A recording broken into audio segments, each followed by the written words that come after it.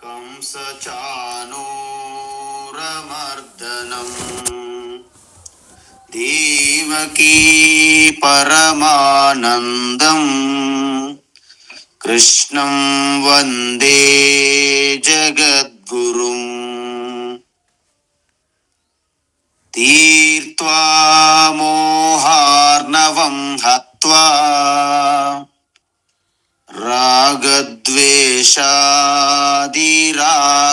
रागद्वेषादिराक्षसान् सीता शान्ति समायुक्ता आत्मा रामो विराजते आत्मा रामो विराजते ఆత్మస్వరూప బంధుగణ. మనం భగవద్గీత జ్ఞానయజ్ఞంలో భాగంగా రాజవిద్య రాజగుహ్య యోగం 9వ అధ్యాయంలో 3వ ఘట్టం చూస్తున్నాం. అంటే ఈశ్వర యొక్క అసలు స్వరూపతత్వం చెప్పారు భగవాన్ శ్రీకృష్ణ 4వ శ్లోకము నుండి 10వ శ్లోకం వరకు. అయితే ఇంత స్పష్టంగా ఉన్నటువంటి ఈశ్వర స్వరూపతత్వం కూడా తెలుసుకోవడానికి నానా అష్ట కష్టాలు పడుతున్నారు. ఎందుకు అంటే వాళ్ళంతా కూడా ఈ మాయలో మోహంలో చిక్కుకొని కేవలము ఈ నామ రూపములు ఆకర్షణలు అక్కడే తగులుకొని ఉంటున్నారు తప్ప ముందుకి ప్రయాణించడం లేదు అని చెప్పి కేవలము సగుణ రూపం ఈశ్వర దగ్గర ఆగిపోయారు. కాబట్టి ఆ అవ్యక్త స్వరూపము సర్వవ్యాపి నిర్గుణ స్వరూపమైనటువంటి ఈశ్వర తత్వం యొక్క జ్ఞానము లేకపోవడమే ఈ సంసారముకి కారణము, ఈ సంసారానికి కారణము అని చెప్పారు. ఈ సంసారానికి కారణము 11వ శ్లోకంలో భగవాన్ ఏం చెప్పారంటే అవజానంతి మామూఢా మానుషీం తనుమాశ్రితం పరం భావమజానంతః మమ భూత మహేశ్వరం అని చెప్పారు. అంటే ఈ సంసారానికి కారణం ఏమిటంటే నా యొక్క పరంభావం అంటే ఏంటి? అవ్యక్తము, సర్వవ్యాపి, అకర్త, అభోక్తగా ఉన్నటువంటి అసంగ స్వరూపంగా ఉన్నటువంటి నిర్విశేషం ఈశ్వర తత్వాన్ని తెలుసుకోకుండా ఏం చేస్తున్నారు? మానుషీం తనుమాశ్రితం, నేను కేవలము ఈ మానవ శరీర దేహాన్ని ధరించి ఉన్నాను, దానికే పరిమితమై ఉన్నాను అని అనంత స్వరూపమైన నన్ను పరిచ్ఛిన్నంగా చేస్తున్నారు. అవజానంతి, నన్ను పూర్తిగా తెలుసుకోకుండా నన్ను కేవలం ఒక రూపానికి పరిమితం చేసేస్తున్నారు. ఎందుకంటే సృష్టిలో ఉన్న అనంత రూపములన్నిటి వెనక నేనే ఉన్నాను, దాగి ఉన్నాను. నేనే ఆధారంగా కూడా ఉన్నాను, అధిష్టానంగా ఉన్నాను. అది గుర్తించకుండా కేవలము ఒక్క రూపమునకు పరిమితం చేస్తున్నారు నన్ను. అందుకే ఈ విధంగా నన్ను తక్కువ చేస్తున్నారు కాబట్టి, నన్ను అవమానిస్తున్నారు కాబట్టి ఈ మూఢాహ, వీళ్ళు మూఢులు. నా పరంభావము సకల ప్రాణుల హృదయం యందు ఉన్నటువంటి చైతన్య స్వరూప ఆత్మస్వరూపాన్ని నేను దాన్ని తెలుసుకోవట్లేదు. ఆ తెలుసుకోకపోవడం వలనే రూపములు, నామములు, వస్తువులు ఇవన్నీ సత్యం అనుకునే భ్రమలో ఆ చక్రములో తిరుగుతున్నారు. అదే సంసారానికి కారణం. అయితే మరి దీనికి పరిష్కార మార్గం ఏమిటి? మోఘాశ కర్మాణ మోఘ జ్ఞానా విచేతసః అని చెప్పాం. ఈ శ్లోకం ఒకసారి చెప్పమ్మా. మోఘాశామోఘ కర్మాణః మోఘాశామోఘ కర్మాణః మోఘాశామోఘ కర్మాణః మోఘ జ్ఞాన విచేతసః మోఘ జ్ఞాన విచేతసః మోఘ జ్ఞాన విచేతసః రాక్షసీమాసురీం చైవ రాక్షసీమాసురీం చైవ రాక్షసీమాసురీం చైవ ప్రకృతిం మోహినీం శ్రితాః ప్రకృతిం మోహినీం శ్రితాః ప్రకృతిం మోహినీం శ్రితాః మోఘాశామోఘ కర్మాణః మోఘ జ్ఞాన విచేతసః మోఘాశామోఘ కర్మాణః మోఘ జ్ఞాన విచేతసః మోఘాశామోఘ కర్మాణః మోఘ జ్ఞాన విచేతసః రాక్షసీమాసురీం చైవ ప్రకృతిం మోహినీం శ్రితాః రాక్షసీమాసురీం చైవ ప్రకృతిం మోహినీం శ్రితాః రాక్షసీమాసురీం చైవ ప్రకృతిం మోహినీం శ్రితాః. ఉత్తమం. అయితే ఈ 12వ శ్లోకము నుండి 19వ శ్లోకం వరకు భగవాన్ అనేక రకాలుగా ఉన్నటువంటి వ్యక్తులు, మనుష్యుల గురించి చెప్తున్నారన్నమాట. ఎందుకంటే కొంతమంది వారి సమస్యను తెలుసుకుంటారు, అర్థమవుతుంది. కానీ సమస్య తెలిస్తే పరిష్కారం చాలా తేలిక, అది మనకు తెలుసు. సమస్య ఏమిటి అంటే ఈశ్వరు యొక్క పరమతత్వం గురించినటువంటి అజ్ఞానము, అదే నా సమస్య అని తెలుసుకుంటారు. మరి పరిష్కారం ఏమిటి దానికి? ఆ ఈశ్వరు యొక్క పరాప్రకృతి అంటే నిర్గుణ అవ్యక్త అసంగ స్వరూప తత్వం యొక్క జ్ఞానమే దానికి పరిష్కారము అని అర్థమైతే జ్ఞానం పొందడానికి కావలసిన అర్హత ముందు రావాలి, యోగ్యత కావాలి. ఎందుకు? మనకు అర్థమైంది, ఓకే, ఈశ్వరుని యొక్క నిర్గుణ సర్వవ్యాపి అసంగ తత్వ జ్ఞానం నాకు కావాలి, అది నా పరిష్కార మార్గం. కానీ అది పొందడానికి నాకు ముందు కావలసిన అర్హత ఏమిటి అని తెలియాలి ఫస్ట్. దాన్ని సాధన చతుష్టయ సంపత్తి పొందడము అంటారు శాస్త్రములు. ఇంతకీ ఈ సాధన చతుష్టయ సంపత్తి ఏమిటి? సాధన చతుష్టయ సంపత్తి అంటే ఏమిటి కాదు, మీకు ఈ సత్యము అసత్యము, నిత్యము అనిత్యము, ఆ రెండింటి మధ్య వివేకమైనటువంటి జ్ఞానము, బుద్ధి కలిగి ఉండాలి మనం. మరి అంత మూఢ బుద్ధిగా, మంద బుద్ధిగా, స్థూల బుద్ధిగా ఉండకూడదు. చాలా అలర్ట్గా, సావధానంగా ఏది సత్యం, ఏది అనిత్యం మీరు నిరంతరం ఒక గమనిస్తూ, ఒక పరీక్ష, ఒక పరిశీలన చేస్తూ ఉంటే మీరు అత్యంత వివేకవంతులుగా మీకు స్పష్టత వస్తుంది. ఆ వివేకముతో మీరు తర్వాత ఏం జరుగుతుంది? మీలో ఒక మార్పు కలుగుతుంది. నిత్యము, శాశ్వతము, సత్యము అనే దాన్ని గట్టిగా పట్టుకొని అనిత్యము, తాత్కాలికము, క్షణికమైన వాటిని గురించి తొందరగా విడిచిపెట్టగలుగుతారు ఈ వివేక జ్ఞానం ఉంటే. లేకపోతే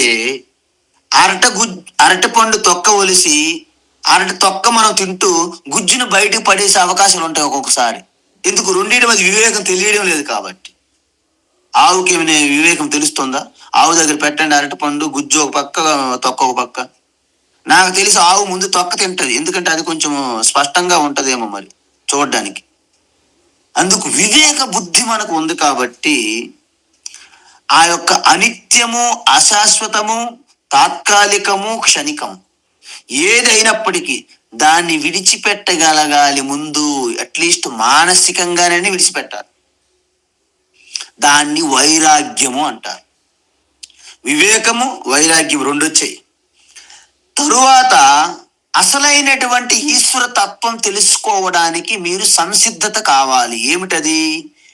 ఇంద్రియములు అనేక బహిర్గతంగా ఉన్నటువంటి ఇంద్రియాలు వాటికి శిక్షణ ఇస్తూ బయట ఏమీ లేదు, మీ యొక్క భ్రమ తప్ప ఉన్నదంతా లోపలే ఉన్నది, బయట ఆ లోపల దాని యొక్క జిరాక్స్ కాపీ ప్రతిబింబములు మాత్రమే అని మెల్లగా మీ ఇంద్రియములను ఒక్కొక్కటి అభ్యాసము ద్వారా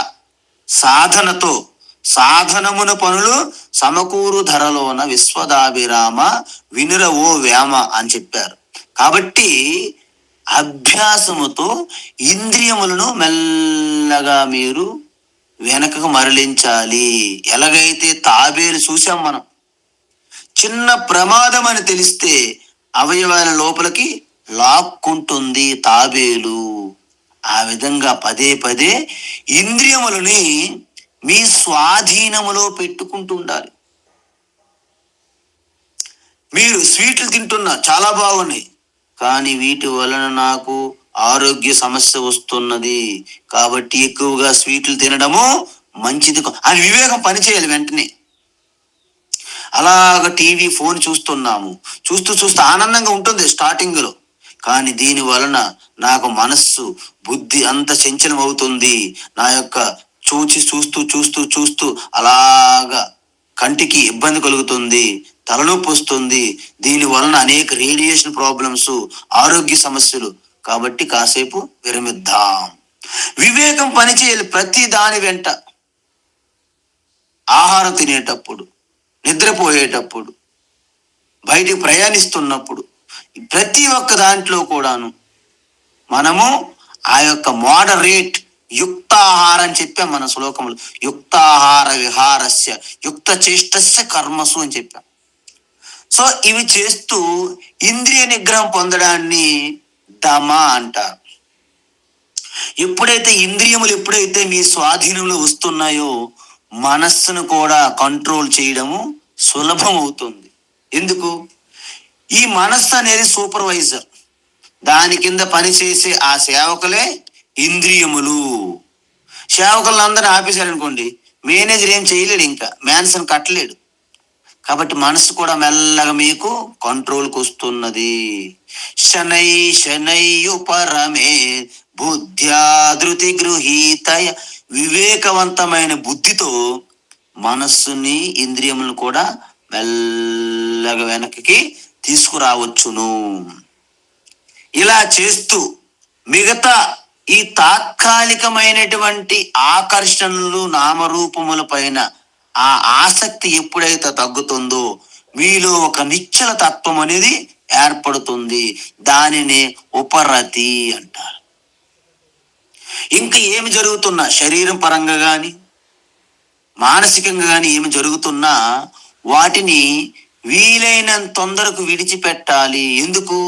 ఆగమ అపాయన అనిత్యాహ, వచ్చే ఎప్పుడు శాశ్వతం కాదు, అవి ఖచ్చితంగా పోతాయి అనే జ్ఞానం మీకు ఉన్నది.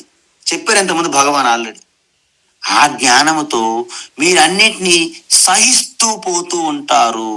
దానిని తితీక్ష, సహనం. ఇలా మీ బుద్ధి, మనసు రెండు కూడా యుక్తంగా ఒకదానికొకటి సహకరిస్తూ రెండు కలిసిపోతాయి అన్నమాట. దాన్ని యుక్తమైనటువంటి సమత్వ బుద్ధి. ఆ బుద్ధి ఎప్పుడైతే ఈశ్వరుని యొక్క అసలు యథార్థ తత్వజ్ఞానం తెలుసుకున్నదో, బుద్ధి వెళ్ళి మనసు, బుద్ధి మీ హృదయస్థములో మెల్లగా సెటిల్ అవుతుంటాయి. దానిని సమాధానము అంటారు. ఆ సమాధాన స్థితిలో మీ యొక్క ఎరుకని మీరు ఆ యొక్క స్మరణ స్థితిలో ఉంటే దాన్ని సమాధి అవుతుంది. ఈ విధంగా దీనిని సమాధి షట్క సంపత్తి అంటారు. అవి కలగాలంటే ముందు ఆ యొక్క తత్వము, ఈ సంసారానికి పరిష్కారం మీద మీకు శ్రద్ధ ఉండాలి. అందుకే శ్రద్ధ సమాధానం అని చెప్పారు. దీనిని ఈ 6 రకాలు మన యొక్క ఇన్నర్ వెల్త్ అంటారు, లోపల సంపద. ఈ లోపల సంపద ఏదైతే ఉందో అది మీకు ఆధ్యాత్మికంగా తీసుకెళ్తుంది. బయట సంపదలన్నీ మీకు బహిర్ముఖంగా తీసుకెళ్ళిపోతున్నాయి. మొదట ఒకరు వచ్చి అన్నారు నా దగ్గర, స్వామీజీ నేను ఆశ్రమం కట్టాను, జస్ట్ రాజకీయ తీర్థం రుచి చూస్తాను స్వామీజీ, రుచి జడ్పీటీస్ అవుతానన్నా. జడ్పీటీస్ అయిన తర్వాత, నాయన ఒక్కసారి దాంట్లో ప్రవేశిస్తే నువ్వు వెనకకి రాలేవు. నో నో నో, లేదు స్వామి, జస్ట్ రుచి చూస్తానన్నా. ఇప్పుడు ఆయన దాంట్లో తగులుకొని మునిగిపోయి జడ్పీటీస్ కాదు కదా, ఎమ్మెల్యే టికెట్ కోసం అనేక అన్యాయాలు అక్రాంతాలు చేస్తూ ఉన్నారు కొంతమంది. ఎందుకంటే ఒక్కసారి అందులో దిగిన తర్వాత బహిర్ముఖం, అదంతా బాహ్యమైనటువంటి సంపదలు, అధికారాలు అన్ని బయట. ఈ లోపల ఉన్నటువంటి ఈ సంపదే మీకు బ్రహ్మస్వరూప తత్వాన్ని తీసుకెళ్తుంది.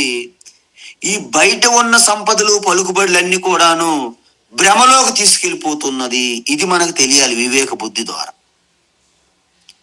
తర్వాత ఇవన్నీ ఉన్న పని కాదు, మనకి అత్యంత ముముక్షత్వం కావాలి. అంటే ఇహైవ జన్మని, ఈ జన్మలోనే నాకు మోక్షం ఇప్పుడు ఇక్కడే కావాలి అనే ఒక తీవ్ర తపన కలిగి ఉండాలి. దానిని ముముక్షుత్వము. ఈ 4 ఏంటివి? వివేకము, వైరాగ్యము, శమదమ మొదలగునవి, ఇంద్రియ నిగ్రహము, మనోనిగ్రహం మొదలైనవి ముముక్షుత్వము. ఈ 4 సాధన చతుష్టయ సంపత్తి అంటారు. స్వామీజీ వీటన్నిటిని మేము పొందడం చాలా కష్టం, నాకు కుదరదు. ఓకే, వీటన్నింటినీ ఒక్కొక్క దాన్ని మీరు ప్రయత్నం చేయక్కర్లేదు. ఒక్కదాన్ని పట్టుకుంటే, వివేకం అనే ఒక వివేక జ్ఞానం మీరు కలిగి ఉంటే మెల్లగా వైరాగ్యం వస్తుంది, మెల్లగా ఇంద్రియ నిగ్రహము, మనో నిగ్రహం వస్తాయి. ఆ తర్వాత ఈశ్వరునికి తెలుసుకోవాలనే కోరిక మీకు కలుగుతుంది. అంటే మన నూడిల్స్ ఉంటాయి చూడండి, మనం మ్యాగీ చేస్తాం, నూడిల్స్ ఇలాగ స్పోర్క్తో ఇలాగ పైకి లేపామనుకోండి, అవన్నీ ప్యాక్ వస్తాయి పైకి. అలాగే ఒక్కదాన్ని కనుక మీరు శ్రద్ధతో పాటిస్తే మిగతావన్నీ వచ్చి చేరుతాయి. కాబట్టి ఈ సాధన చతుష్టయ సంపత్తి పొందాలంటే నేను ముందు ఏమి చెయ్యాలి స్వామి? ముందు కర్మయోగం చెయ్యాలి. కర్మయోగం అంటే మీరు చేసే ప్రతి కర్మ ఈశ్వరునికి పూజ, అర్చన అనే భావనతో చేస్తూ దాని వలన వచ్చే రిజల్ట్ ఏదైనా ఉంది కదండి, అది ఈశ్వరు నుంచి వచ్చే ప్రసాద బుద్ధితో స్వీకరించాలి. అలా చేయడం వలన చిత్తశుద్ధి కలుగుతుంది. తరువాత మనస్సు చంచలత్వం నుండి ఏకాగ్రత పొందడానికి ఉపాసన చెయ్యాలి. సగుణేశ్వర ఉపాసన చేయాలని చెప్పాం మనం ఇంతకుముందు 8వ అధ్యాయంలో. ఆ ఉపాసన చేయడం వలన ఏకాగ్రత పొంది ఈశ్వరుని యొక్క జ్ఞాన యోగానికి మీరు వస్తారు. అప్పుడు శ్రవణ మనన నిధిధ్యాసనలు చేసి ఆ జ్ఞానం పొందితే నాకంటే ఈశ్వరు ఎప్పుడూ వేరుగా లేరే అనే ఆశ్చర్యం మీలో కలిగి చిదానంద రూప శివోహం అని అది యథార్థ అనుభూతికి వస్తుంది. అంతవరకు మనం వింటున్నాము, అది మనకి ఎప్పుడు పని చేయలేదు మనలో. అది ఈ విధంగా ఉంటే అప్పుడు ఆ ఈశ్వర స్వరూపమే నేను అని అర్థమవుతుంది. కానీ కొంతమంది అయితే వారికి అసలు సమస్య ఏమిటో తెలియదు, దానికి పరిష్కారం ఏమిటో తెలియదు. కానీ వారు అజ్ఞానంతో కోరుకున్నది పొందకపోతే ఇక మొత్తం పూర్తిగా ఈశ్వర లేదు, ఎవరు లేదు, పక్కన పెట్టేస్తారు. అలాంటి వారిని దురదృష్టవంతులు అంటున్నారు భగవాన్ శ్రీకృష్ణ. అందుకే మనకి కఠోపనిషత్తులో ఒక రథ కల్పన చేశారు. ఏంటి? ఈ శరీరం అనేది ఒక రథము లాంటిది, ఇంద్రియములు గుర్రాలతో సమానంగా ఉంటాయి, మనస్సు అక్కడ రెయిన్స్ అంటే పగ్గాలతో సమానము, బుద్ధిని డ్రైవర్ సారథితో పోల్చారనమాట. రథసారథికి ఎటు వెళ్ళాలో సరిగ్గా తెలిస్తే తప్ప అతని ప్రయాణము సాఫీగా జరుగుతుందా? చెప్పండి మీరు. జరగదు. అర్జునుడికి శ్రీకృష్ణ పరమాత్మ మార్గదర్శనం చూపెట్టినట్లుగా మనము కూడా ఈ భగవద్గీత తత్వానికి వచ్చి మనము కూడా శ్రవణ మననం చేస్తే తప్ప మనకి మార్గం అనేది తెలియదు. మనకి కోరికలు, మనం తప్పుడు కోరికలు పెట్టుకుంటామండి. కాబట్టి మన మార్గం కూడా తప్పు మార్గంలో ప్రయాణిస్తాం.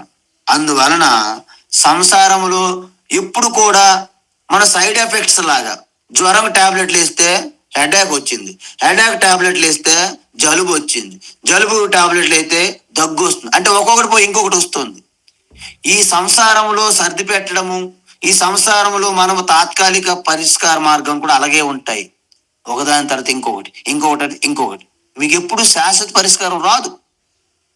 అందువలన మన జీవితాన్ని 3 దశలుగా నడుస్తున్నది. ఏమిటి? 1 మనకి జ్ఞానశక్తి అంటారు, 2 ఇచ్ఛాశక్తి, 3 క్రియాశక్తి. ఇది వివరంగా చూద్దాం. చూడండి, ఫస్ట్ మన టీవీ వేసిన వెంటనే ఒక అడ్వర్టైజ్మెంట్ వస్తుంది. అంటే అంతకుముందు దాని గురించి మనకు తెలియదు. ఎప్పుడైతే అడ్వర్టైజ్మెంట్ వేశారో దాని గురించి కొంత సమాచారము, కొంత జ్ఞానం మనకి అందింది. అప్పుడు ఏం చేస్తాము? ఇచ్చ మనలో కలుగుతుంది, అది కావాలి. ఇచ్ఛాశక్తి కలిగిందా? ఫస్ట్ జ్ఞానశక్తి మేల్కుంటుంది, తరువాత అది నాకు కావాలి ఇచ్ఛాశక్తి మేల్కుంటుంది. ఇచ్ఛాశక్తి మేల్కుంటే ఊరికే అయిపోతుందా? మీరు ఏదో ఒక పని చేయాల్సి ఉంటుంది, క్రియ, కర్మ. దాన్ని క్రియాశక్తి అంటారు. అందుకే జానాతి ఇచ్చతి యతతి అంటారు. అంటే ఏదైనా ఫస్ట్ మనకి దాని గురించి జ్ఞానం తెలియాలి, జ్ఞానం ఉండాలి. అయితే అది కావాలి అనే ఒక తీవ్రమైన కోరిక మీలో కలగాలి. అది పొందడానికి మీరు పని చేస్తారు. సో ఈ విధంగా జ్ఞానశక్తి గనక సరిగ్గా లేకపోతే ఇచ్ఛాశక్తి, క్రియాశక్తి మిమ్మల్ని తప్పుదావ పట్టిస్తాయి. అందుకే ఈ ప్రపంచమంతా ఇంత అధ్వాన్నంగా, ఇంత దారుణంగా విరుద్ధ మార్గములో ప్రయాణించిన కారణం చెప్పనండి, తప్పుడు జ్ఞానం వలనే. అందువలన ఈ జ్ఞానశక్తి, తప్పుడు జ్ఞానం పొందుతున్నాం మనం. అందువలన తప్పుడు కోరికలు తీర్చుకోవడం, తప్పుడు మార్గములు. చూసారా, అన్ని మొత్తం. ఒక్కసారి నేను భువనేశ్వర్ వెళ్ళాలని బయలుదేరి, భువనేశ్వర్ నేను వెళ్ళాలి కదండి, నేను ఏం చేశానంటే చెన్నై ఎక్స్ప్రెస్ ఎక్కాను. చెన్నై ఎక్స్ప్రెస్ ఎక్కడమే తప్పు. ఇంక నేను ఎప్పటికైనా సరే చెన్నై ఎలా చేరుతాను తప్ప భువనేశ్వర్ ఎప్పుడైనా చేరుతానా? ఎప్పటికీ చేరు. ఇక్కడ జ్ఞానం పరిస్థితి అలాంటిదే. ముందు మన జ్ఞానశక్తిలోనే తప్పు ఉన్నది. ఇక మనము ఇచ్ఛాశక్తి, క్రియాశక్తి కూడా తప్పుడు మార్గంలో మనం లాక్కెళ్ళిపోతుంది బహిర్ముఖంగా. అందువలన భగవాన్ ఏమన్నారంటే, దురదృష్టవంతులకి అవివేకులు, విచేతసహ అంటే అవివేకులు. వీళ్ళు అవివేకులు. ఎందుకంటే తప్పుడు జ్ఞానం పొంది మేమే జ్ఞానవంతులు అనే భ్రమలో తిరిగేస్తున్నారు. ఇంతకుముందు చెప్పాం మనం, అవిద్యాయామంతరే వర్తమాన స్వయం ధీరా పండితం మన్యమాన. తప్పుడు జ్ఞానం తెలుసుకొని మేము విద్వాన్లు, పండితులు అని చెప్పడానికి ఆగరు, విడిచిపెట్టరు. మీరు ఏది చెప్పండి, ఏదో విషయం చెప్పడానికి సిద్ధంగా ఉంటాడు ఆయన, అంతే. ఆయనకి పని అనమాట అది. మీరు ఏది చెప్పండి, ఆయన చెప్పింది ఏదో కొత్తతనంగా అనిపిస్తుంది ఆయనకి, అంతే. మనం చెప్పింది సరిగ్గా వినరు, సరైన జ్ఞానం పట్టుకోరు. అందువలన నిజానికి మనందరం కూడా అవివేకులమే. ఎందుకు? మనకి పూర్తిగా ఏది శాశ్వతము, ఏది తాత్కాలికము, ఏది నిత్యము, ఏది అనిత్యం అనేది మనము చూడటం లేదు. అందువలన ఇక్కడ శాస్త్రము మే హెల్ప్ డిస్క్ లో కూర్చొని శాస్త్రం భగవద్గీత, నేను మిమ్మల్ని ఏ విధంగా సహాయం చేయగలను అని. అందువలన ఉపనిషత్తులు ఏమంటున్నాయి అంటే, ఇష్టాపూర్తం మన్యమానా వరిష్టం నాణ్యశ్రేయో వేదయంతే ప్రమూఢా నాకస్య పృష్టే తే సుకృతే నుభూత్వా ఇమం లోకం హీనతరం వా విశంతి. అంటే నాకస్య పృష్టతే సుకృతే అనుభూత్వా ఇమం లోకం వా హీనతరం వా విశంతి. అంటే ఏమవుతుంది? ఇష్టాపూర్తం మన్యమాన వరిష్టం అంటే వేదములో కర్మకాండలో చెప్పినదే అల్టిమేట్ జ్ఞానం. అంటే నువ్వు ఈ యజ్ఞం చేస్తే ఈ లోకానికి వెళ్తావు, నువ్వు ఈ కర్మ చేస్తే ఇది పొందుతావు అని వేద కర్మకాండలు ఏవైతే చెప్పాయో అదే అల్టిమేట్ సత్యం అని పట్టుకున్నారు ఈ పరమానంద శిష్యులంట. చూడండి, ఇష్టాపూర్తం, ఇష్ట అంటే యజ్ఞయాగాలు, అవే ఇంకా పరమ శ్రేష్టము జ్ఞానం. వాట్ జ్ఞానం, వాట్ ఆర్ యు టాకింగ్ అంటారు వాళ్ళు. అసలు ఎందుకంటే ఈ కర్మకాండే శ్రేష్టము, వేద ఉపనిషత్తు బ్రహ్మ విద్య ఇదంతా భ్రమ. అసలు అలాంటి జ్ఞానం ఏమీ లేదు. నువ్వు కర్మ చేస్తేనే నీకు ఏదైనా రిజల్ట్, నువ్వు వంట వండితేనే నీకు అన్నము ఆహారం, ఈ విధంగా లాజికల్ చెప్తారు వాళ్ళు. అందువలన నా అన్యశ్రేయ వేదయంతే, వేదములలో ఈ కర్మకాండ కంటే గొప్పదేమీ వేదాలలో లేదు అని వాదిస్తారంటే ఎవరు? ప్రమూఢాహ అంటే మూఢత్వంలో కూడా డాక్టరేట్ చేశారు వాళ్ళు. ప్రమూఢ అంటే ప్రకర్షేణ మూఢాహ ఇది ప్రమూఢాహ. అంటే ప్రకర్షణ అంటే ఏంటి అంటే మూఢత్వములో పిహెచ్డి డాక్టరేట్లు చేశారు. మూఢత్వంలో అజ్ఞానంలో. ఆ ప్రమోద ఏమంటారంటే నాకస్య పృష్ఠతే సుకృతే అనుభూత్వ, స్వర్గాది లోకముల కంటే గొప్పది ఇంకేమీ లేదు. ఇమం లోకం వా హీనతరం వసంత, వాళ్ళు ఏమవుతారు? స్వర్గలోకములో పుణ్యం ఖర్చు అయిన తర్వాత ఈ మత్స్యలోకంకి రావచ్చు, ఇంకా అంతకంటే హీనమైనటువంటి జన్మలు పొందుతారు అని చెప్తున్నారు. ఎందుకు? ఆ బ్రహ్మ భువనాలోకా పునరావర్తినోర్జున అని చెప్పారా? ఏ స్వర్గంలోకి వెళ్ళి మళ్ళీ కిందకు వస్తావని చెప్పారు భగవాన్. అందువలన వాళ్ళకి ఈ యొక్క శాస్త్రం పూర్తిగా నేర్చుకోరు, అంత వారికే తెలిసినని భ్రమలో అహంభావం ఉంటుంది. అటువంటి వారిని ఉపనిషత్తు ప్రమూఢలు, ప్రకర్షేణ అజ్ఞానులు, మూర్ఖులు అన్నది. అయితే మోగ జ్ఞానాహ, వారి జ్ఞానము తప్పుడు జ్ఞానం. వాళ్ళు ఎప్పుడు కూడా పలాయన రేవులో స్నానం చెయ్యండి, పలాయన తీర్థయాత్రకి వెళ్ళండి, పలాయన గుడి దగ్గరికి వెళ్ళండి, పలాయన మహాత్ముని దర్శించండి, ఇలాంటివేవో సంథింగ్ అవుట్ సైడ్ వే చెప్తారు తప్ప పూర్తిగా అల్టిమేట్ వాస్తవమైనటువంటి యథార్థ తత్వజ్ఞానం చెప్పరు, తెలుసుకోరు. వారిని మోగ జ్ఞానాహ అన్నారు. అంటే తప్పుడు జ్ఞానంతో స్పష్టంగా డిగ్రీలు పెట్టుకుని ఉన్నారు పట్టుకొని. అందుకే భజగోవిందులు ఏం చెప్పారు? మా కురు ధన జన యౌవన గర్వం అరతి నిమేషాత్ కాల సర్వం అన్నారు. అంటే ధనము, జనము, యౌవనము, పదవి, అధికారము, హోదా, డబ్బు, ఇవేవి సంబంధాలు, ఇవేవి శాశ్వతం కాదు. అది ఈ విషయం పరిశీలన చేయట్లేదు వాళ్ళు. అందువలన మోగాషాహ అంటే వ్యర్థమైనటువంటి తప్పుడు జ్ఞానం వలన వారి యొక్క ఆశలు, కోరికలు కూడా తప్పుగానే ఉంటున్నాయి. దానివల్ల వారి కర్మలు ఎలా ఉంటాయి చెప్పండి? మీరు ఒక విషయం చెప్పండి.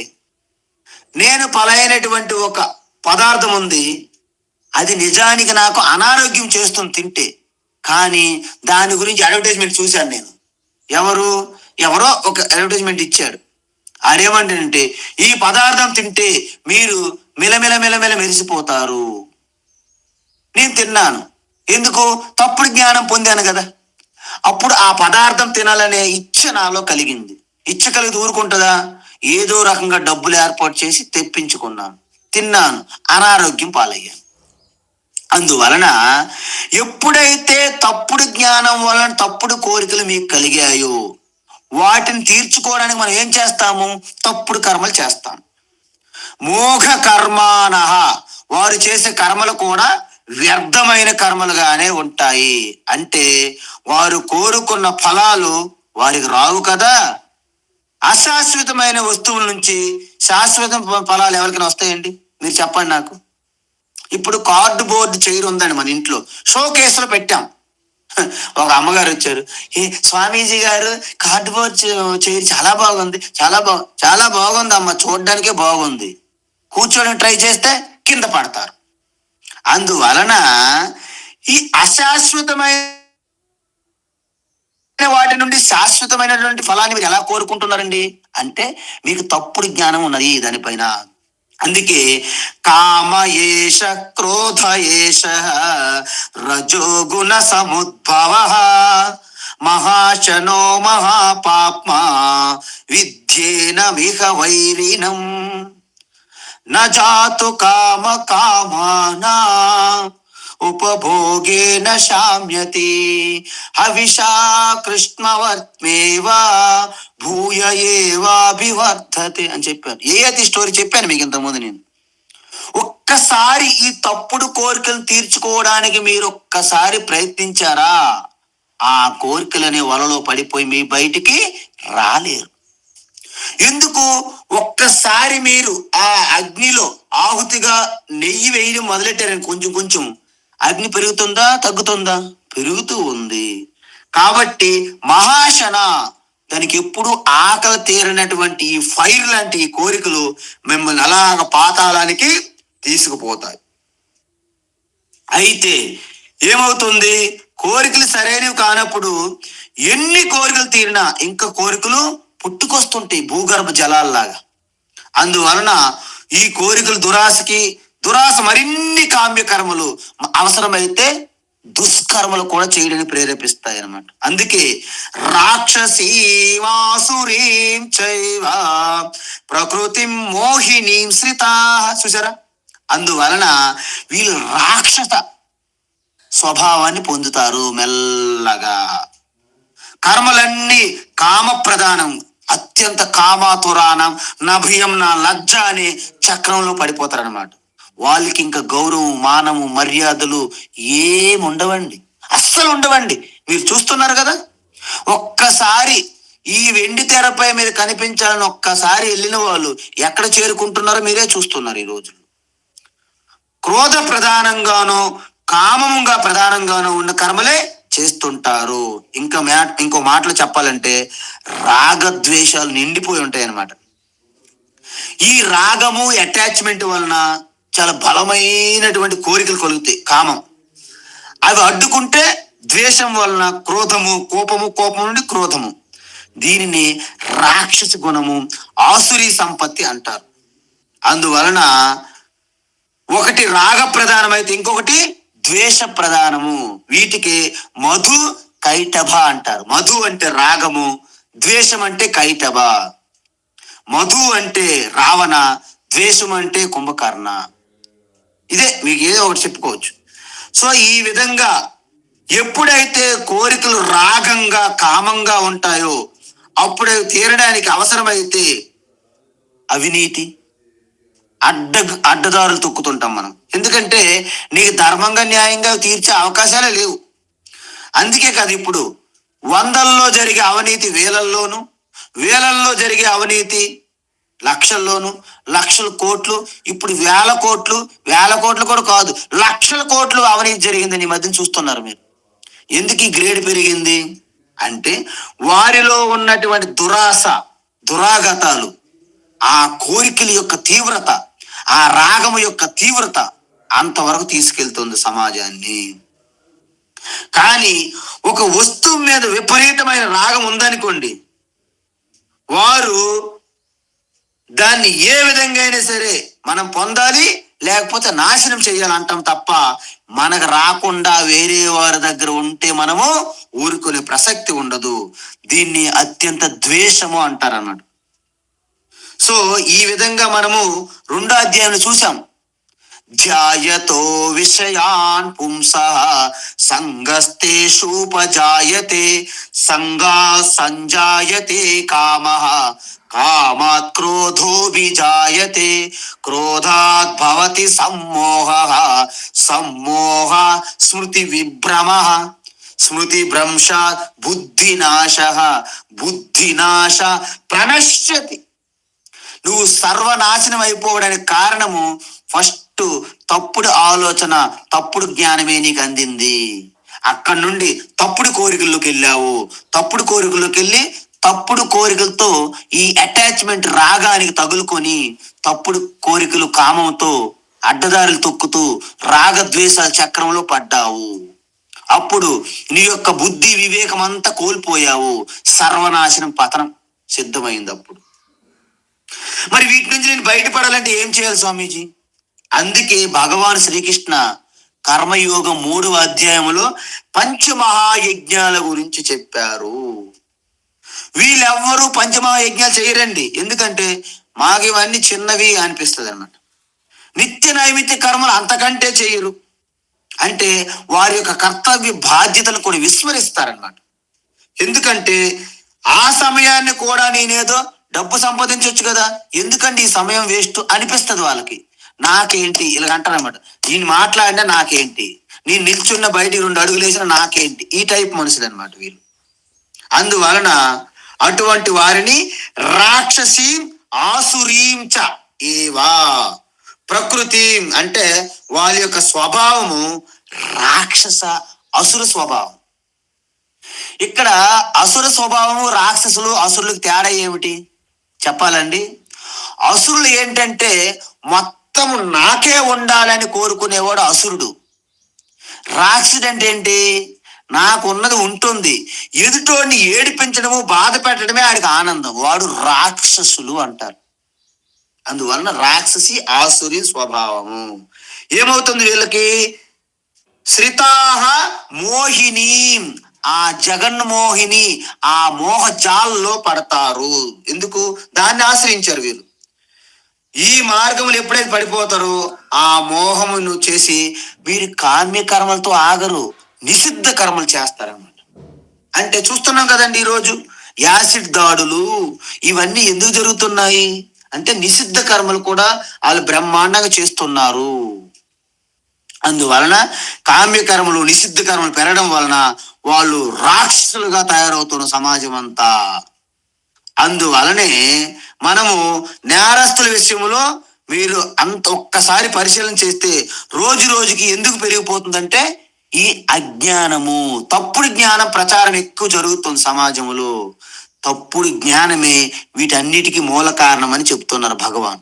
అందువలన మొట్టమొదట మనకి ఏదైనా చిన్న తప్పు చేస్తే మన అంతరాత్మ చెప్తుంది, తప్పు చేస్తున్నావు, ఇది మంచిది కాదు, ఇది నీ స్వభావం విరుద్ధంగా ఉంటుంది, వాట్ ఆర్ యు టాకింగ్ అని మనం ముందు ఆ బుద్ధిని అలా అణిచివేస్తాం అనమాట.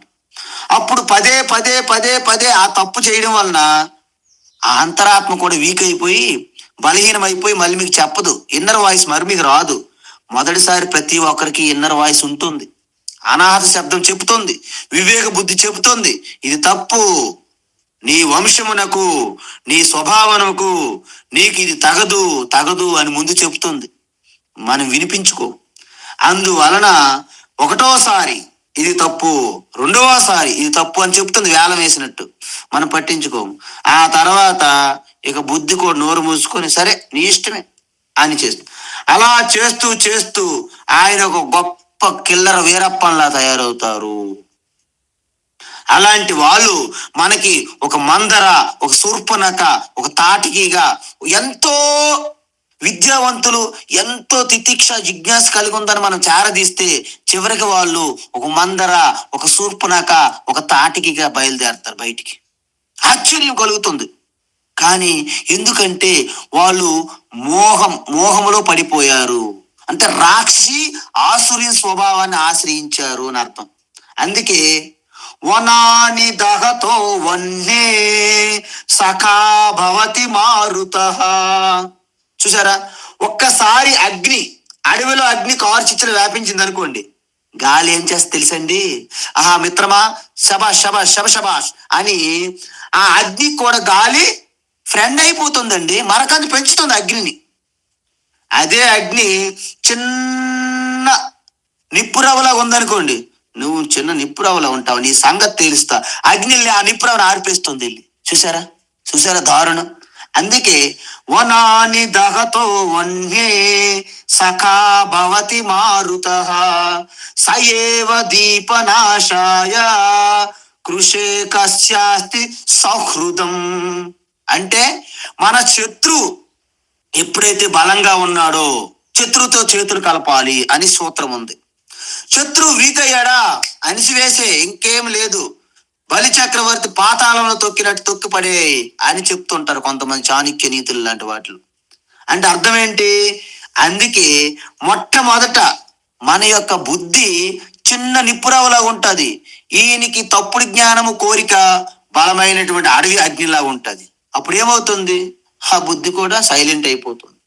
అలా కాకుండా మీరు మొట్టమొదటే ఈ రాక్షసి ఆసురీ కర్మలు చేయనివ్వకుండా బుద్ధి బలంగా తయారు చేశారనుకోండి సరైన జ్ఞానంతో, అవి వీక్ అయిపోతుంది. దాన్ని గాలిల్లి ఆర్పినట్టు మీ జ్ఞానము ఈ యొక్క అజ్ఞానము కామ్యకర్మల్ని ఆపేస్తున్నాయి.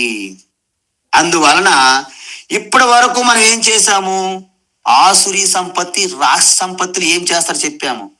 మరి మీలాంటి మహాత్ముల సంగతి ఏమిటి? ఇప్పుడు భగవాన్ చెప్తున్నారు, మహాత్మానస్తు మాం పార్థ మహాత్మానస్తు మాం పార్థ మహాత్మానస్తు మాం పార్థ దైవీ ప్రకృతిమాశ్రితాః దైవీం ప్రకృతిమాశ్రితాః దైవీం ప్రకృతిమాశ్రితాః భజంత్యనన్యమనసః భజంత్యనన్యమనసః భజంత్యనన్యమనసః జ్ఞాత్వా భూతాదిమవ్యయం జ్ఞాత్వా భూతాదిమవ్యయం జ్ఞాత్వా భూతాదిమవ్యయం మహాత్మానస్తు మాం పార్థ దైవీం ప్రకృతిమాశ్రితాః మహాత్మానస్తు మాం పార్థ దైవీం ప్రకృతిమాశ్రితాః మహాత్మానస్తు మాం పార్థ దైవీం ప్రకృతిమాశ్రితాః భజంత్యనన్యమనసః జ్ఞాత్వా భూతాదిమవ్యయం భజంత్యనన్యమనసః జ్ఞాత్వా భూతాదిమవ్యయం భజంత్యనన్యమనసః జ్ఞాత్వా భూతాదిమవ్యయం. ఉత్తమం. అయితే దీనికి భిన్నంగా ఏం చూసాం మనము? ఇప్పటి వరకు మనం చూసిన లిస్ట్ అంతా హిరణ్యాక్ష, హిరణ్యకస్ప, రావణ, కుంభకర్ణ, దంతభక్త, శిశుపాల, శుంభ, నిశుంభ, వీళ్ళందరూ, దుర్యోధన, వీళ్ళందరినీ చూసాం మనం. తాటకి, శూర్పణఖ, మందర, పూతన, ఇలాంటి వాళ్ళందరినీ చూసేసాం. అయితే ఇప్పుడు మహాత్ములు ఎలా ఉంటారు వారి గురించి చెప్తున్నారు. అందువలన అవివేకులు ఎలా సంసారంలో పడి కొట్టుకుంటారో చూసాం మనం. ఇప్పుడు పూర్వజన్మ పుణ్యం ఉన్నది కదండి ప్రతి ఒక్కరికి. పూర్వజన్మ పుణ్యం వలన మంచి దారిలో పడి నిత్య నైమిత్తిక కర్మలు, పంచమహాయజ్ఞాలు చేసి అలాంటి వారి యొక్క పరిస్థితి ఏమిటి భగవాన్ అని మనం అడిగితే వారి గురించి చెప్తున్నారు భగవాన్ శ్రీకృష్ణ. వాళ్ళు పుణ్యాత్ములు, ధర్మాత్ములండి. మహాత్మాన, వాళ్ళు ధర్మాత్ములు. ఎందుకంటే పూర్వజన్మ సుకృతము వాళ్ళకి ఫిక్స్డ్ డిపాజిట్ గా ఉన్నది వాళ్ళ దగ్గర. అందువలన సత్వగుణం ప్రధానంగా ఉన్నవారు ప్రార్థన క్రమం తప్పకుండా చేస్తారు. వాళ్ళు చేసే అలాంటి వాళ్ళు మహాత్ములు అన్నమాట. అందుకే మీరు ప్రార్థన, ఎలాంటి ప్రార్థన, ఎప్పుడైనా ఎక్కడైనా ఎలాంటి పరిస్థితుల్లో ఏ దేశ కాలంలో కూడా మీరు చేస్తే ఈ విశ్వం అంతా వ్యాపించి ఉన్న పరమాత్మ ఖచ్చితంగా ప్రార్థన అందుకుంటారు. ఎందుకు? అది బయట ఎక్కడో లేదు కదా, మీ లోపల బయట అంతా వ్యాపించి ఉన్నటువంటి నారాయణ కదా. కాబట్టి ఆ మహాత్ములు వారి పూర్వజన్మ సుకృతం వలన వాళ్ళు నిత్యము సత్వగుణములో ఉంటూ శాంత చిత్తులై ఎప్పుడు ఎదుటివారి యందు కరుణ ప్రేమ మాత్రమే కురిపిస్తారనమాట. వాళ్ళు నిరంతరము ప్రార్థన క్రమం తప్పకుండా చేస్తారు. చేసే వాళ్ళని ఏమంటాం మనము? మహాత్ములు. దైవీం ప్రకృతి ఆశ్రితాహ అంటే దైవీ ప్రకృతిని ఆశ్రయించిన మహాత్ములు. దైవీ ప్రకృతులు అంటే ఏంటి? నిరంతరం పంచమహాజ్ఞాలు చేస్తుంటారు. వాళ్ళ జీవితం ఉదయం అంటే ప్రాతకాలమే start with God, end with God, in between God, గాడో గాడ్. అంటే వాళ్ళ జీవితం అంతా ఈశ్వర చింతన స్మరణ లేకుండా వాళ్ళు ఏ కార్యక్రమాలు ప్రారంభించరండి. ఏది చెయ్యండి, ఇల్లు శుభ్రం చేస్తున్నారు, రామ కృష్ణ ఏదో దేవి స్మరణతో చేస్తారు. ముగ్గులు వేస్తారు, ఆ మహాలక్ష్మిని మీరు స్మరించుకుంటే అద్భుతమైన ముగ్గులు వస్తాయి మీకు వేయడం. లేకపోతే అంత చిందరవందరగా ఉంటాయి మీ ముగ్గులు. వంట చేస్తారు, అన్నపూర్ణ మాతను మీరు స్మరించుకోండి, ఇంకా ఆవిడ కంటే బాగా వంట చేసిన వాళ్ళు ఎవరుంటారండి? జగన్మాత, ఆ జగజ్జనని కంటే. అదే విధంగా ఎవరికైనా భిక్ష వేసినప్పుడు సాక్షాత్ అన్నపూర్ణ భోలేనాథ్కి భిక్ష పెట్టినట్టు మీరు భావం చేయండి. యద్భావం తద్భవతే అండి. మీరు దాంట్లో సంశయం పెట్టుకోవద్దు. ఏ విధంగా what you think so you are. మనం ఏ విత్తనము మాకు నాటితే అదేగా చెట్టు వస్తుంది. లేకపోతే వేప విత్తనము నాటి మీరు మామిడి పళ్ళు చెట్టు, మామిడి చెట్టు, మామిడి చెట్టు అంటే వస్తుందండి? జపం చేయండి పోనీ కూర్చొని, అక్కడ రాదండి. What you so, what you so, so you reap. మీరు ఏది విత్తనం నాటితే అదే వస్తుంది. అందువలన వీళ్ళు నిరంతరము పంచమహాయజ్ఞాలు చేస్తారు. శాస్త్రబద్ధంగా, ధార్మికంగా, ధర్మబద్ధంగా సంపాదిస్తారు. ధర్మబద్ధంగా భోగములు కోరికలు తీర్చుకుంటారు. అంటే వీరికి నిత్య అనిత్య వస్తువుల మధ్య వివేకము స్పష్టంగా ఉంటుంది. అంటే ఈశ్వర కాని ప్రతిదీ నాశనం అవుతుందని వీళ్ళకి స్పష్టంగా తెలుస్తుంటది అనమాట. చూస్తున్న అనుభవం, పరీక్షలోక కర్మచిత. అందుకే సస్వన్నస్వరమేవ విశ్వమఖిలం నిశ్చిత్య వాచా గురో నిత్యం బ్రహ్మ నిరంతరం విమృశత నిర్వ్యాజ శాంతాత్మనా. స్వర్ణస్వరమేవ విశ్వమఖిలం నిశ్చిత్య వాచా గురో నిత్యం బ్రహ్మ నిరంతరం విమృశత నిర్వ్యాజ శాంతాత్మనా. భగవాన్ శంకరాచార్య మనీష పంచకంలో చెప్పారు, ఈ నిత్యానిత్య వివేకము చెయ్యటానికి ఎంతో సమయం పట్టదు. ఎందుకు? మనం ధార్మిక జీవితము ఒకవేళ గడిపి ఉన్నట్లయితే జీవితంలో మనకు ఎదురైన ప్రతి ఒక్క అనుభవాన్ని, దాని నుండి మీరు పాఠం, ఏమైనా జ్ఞానం, ఏమైనా అనుభవాన్ని నుండి మీరు నేర్చుకున్నట్లయితే మనం శాంతి, భద్రత, ఆనందాలు ప్రపంచము నుండి రావు. అవి ఈశ్వర దగ్గరే ఉన్నాయి కాబట్టి మీకు స్పష్టత వచ్చేస్తుంది. ఎందుకు? రెండు ఉన్నాయి మన లక్ష్యాలు, ఒకటి ప్రపంచము, రెండు ఈశ్వర. ఈశ్వర దగ్గర ఉన్నదంతా నిత్యము శాశ్వతము. ప్రపంచంలో తాత్కాలు జిగులు మొగులు మెరుపులు అనమాట. ఇది మన పెళ్ళిళ్ళు పెడతాం మనం డెకరేషన్లు, ఆ మెరుపుల టైప్ అనమాట ఈ ప్రపంచం. కాబట్టి ఎప్పుడైతే ఇలాంటి వివేకవంతంగా తెలుసుకుంటారో వాళ్ళని మహాత్మానః అంటారు కృష్ణ పరమాత్మ. ఈ వివేకం ఎలా వచ్చింది? దైవీ ప్రకృతి ఆశ్రిత్యాహ అంటే దైవీ సంపత్తి అంటే సాధన చతుష్టయ సంపత్తి చెప్పాను కదా ముందు. దాన్ని పాటించడం వలన అంతకుముందు అవివేకులు రాక్షసీం ఆసురీం ఆశ్రితాహ అని చెప్పాం కదా. రాక్షస ఆసురీ గుణాలు రజోగుణం తమో గుణం సూచిస్తాయి. అంటే అసురులు రజోగుణం కలిగి ఉంటారు, రాక్షసులు తమో గుణం కలిగి ఉంటారు. ఈ రెండు మిక్సింగ్ కలిగి ఉన్న వాళ్ళే ఈ రెండు గ్రూపులు అనమాట. కానీ ఇక్కడ దైవీ సంపత్తి ఎవరిది? మీరందరూ సత్వగుణ సంపన్నులు, అందుకే మీరు దైవీ సంపత్తి. దైవీ సంపత్తి ఉన్నవారే దైవత్వం పొందుతారు. ఇది చిన్న లాజిక్. రాక్షసి సంపత్తి ఉన్నవాళ్ళు రాక్షసులుగా రాక్షసత్వం పొందుతారు. అంతే కదండి. అందువలన ఈ దైవీ గుణం సత్వగుణాన్ని సూచిస్తుంది. అందువలన మనము కనీసం ఎవరైనా బలవంతం చేసినా కానీ మీరు నిషిద్ధమైనటువంటి కర్మలు, ధర్మ విరుద్ధ కర్మలు మీరు చెయ్యలేరు. మీ స్వభావం ఊరుకోదు. మీ హృదయం మిమ్మల్ని ఖండిస్తుంది, మీకు ఇబ్బంది పెడుతుంది, బాధిస్తుంది. అందువలన మీరు చెల్లించిపోతారు తప్ప ఈ యొక్క నిషిద్ధమైన కర్మలు మీరు చెయ్యరు.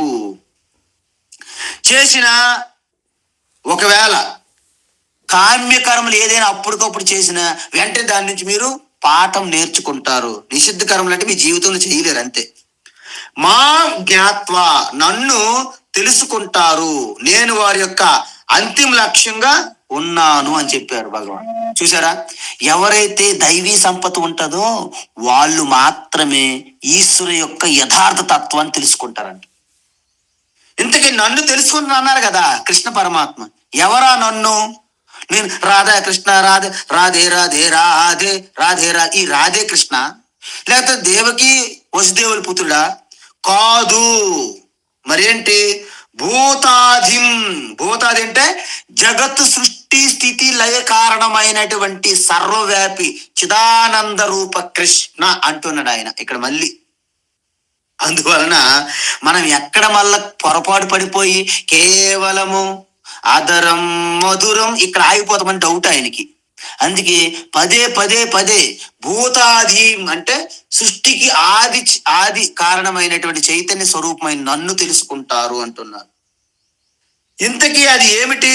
అనంతము, అవ్యయం అంటే నాశనము కానిటువంటి శుద్ధ చైతన్య స్వరూపమే నా యొక్క స్వరూపము అని భగవాన్ శ్రీకృష్ణ చెప్పడం జరిగింది. అందువలన భీష్మ ద్రోణులు మరణం గురించి ఊహించుకునే భయపడిపోతున్న అర్జునుడు వారు నిజంగా మరణించలేదు, కానీ ముందే ఊహించుకుంటున్నాడు. నేను చంపేస్తానేమో, వాళ్ళు నన్ను చంపేస్తారేమో, వీళ్ళందరినీ నాశనం చేస్తానేమో, నేనే అందరిని చంపేసి అన్యాయం చేస్తున్నానేమో అని భ్రమలోన మొత్తం ఊహించుకుంటున్నాడు, ఇమాజినేషన్ అర్జున. కానీ నిజంగా వారి యొక్క తత్వం తెలుసుకుంటే చంపేవాడు ఎవరు, చనిపోయేవారు ఎవరు, ఇక్కడ ధర్మముకి అధర్మకు మధ్య యుద్ధం తప్ప అర్జునుడికి భీష్ముడికి మధ్య యుద్ధం కాదు అని ఆయనకి స్పష్టత అప్పుడు వస్తుంది అనమాట. అందువలన భజంతి అంటే జ్ఞాత్వ అంటే ఈశ్వరుని యొక్క స్వరూపతత్వం తెలుసుకొని నిరంతరం ఆయన్ని ప్రార్థిస్తారు, స్మరిస్తారు. ఎలా స్మరించాలి? అనన్య మనసః. ఏమండి, మేము ఈవేళ 108 సార్లు మాల తిప్పేశానండి, అయిపోయింది పని, ఇంక ఈశ్వరుతో నీకు సంబంధమే లేదు, అలా ఉండకూడదు. అనన్య మనసః అంటే కేవలం వేరే థాటు, వేరే చింతన లేకుండా ఏక చింతన, ఈశ్వర చింతనతో నిశ్చలమైన మనస్సుతో ఎవరైతే ఆ సమత్వ బుద్ధితో ఈశ్వరుని మీరు నిరంతరం స్మరిస్తారో వాళ్ళని అనన్య మనసః అంటారు. సో ఈ అనన్య మనస్సుతో ఉన్న వాళ్ళు నిరంతరం ఈశ్వరుని యొక్క తత్వం తెలుసుకొని ఈశ్వరునే భజిస్తారు. అంటే హే పార్థ దైవీం ప్రకృతిం ఆశ్రితాహ, ఈ దైవీ సంపద అంటే సత్వగుణాన్ని ఆశ్రయించి ఉన్నటువంటి మహాత్ములు నన్ను అంటే సర్వవ్యాపి చైతన్య స్వరూపాన్ని తెలుసుకొని ఏక చింతనతో నన్ను భజిస్తారు అంటున్నారు అన్నమాట. అద్భుతం. కాబట్టి ఇంకా వాళ్ళు ఏ విధంగా జీవితం కొనసాగిస్తారు ఈ మహాత్ములు అనే విషయాన్ని మళ్ళీ రేపటి క్లాసులో చూద్దాం. హరి ఓం తత్సత్. సర్వం శ్రీ కృష్ణార్పణమస్తు.